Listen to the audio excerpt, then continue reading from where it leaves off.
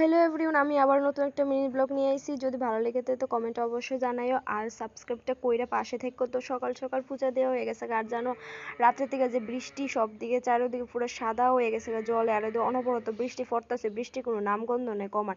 তো বৃষ্টি দিনে খিচুড়ি খাইতে কার না ভালো লাগে। তো এখানে আমি খাসার চাল আর মুগ ডাল দিয়ে খিচুড়ি রান্ধব। তো এখানে একটু চিড়া ভাজা করে নিতেছি সানাসুর দিয়ে খাওয়া লেগে, আর প্রচন্ড পরিমাণে আমার ক্ষুধা লাগছে। আজ যেহেতু সোমবার, তো তার লেগে রান্না বান্না করতে প্রায় অনেকটা দেরি হতো, তার লেগে আস্তে আস্তে বয়সি, আর এদিকে প্রেশার কুকার সবকিছু দিয়ে বয় দিছিলাম, আর এদিকে একটু বাসকুর ভাজা করুন। তো বাসকুর আলু দিয়ে ভালো করে করে নিচ্ছি, মধ্যে ফাপ পানি ফালাই সেরে দিছি, আর এখানে পাঁচফোড়ন দিয়ে দিছি, পাঁচফোড়নটির মধ্যে দিয়ে দিছিলাম এটি। আর বৃষ্টির দিনে খিচুড়ি খেতে আমার কিন্তু ভালোই লাগে, ঠান্ডা ঠান্ডা ওয়েদারটা।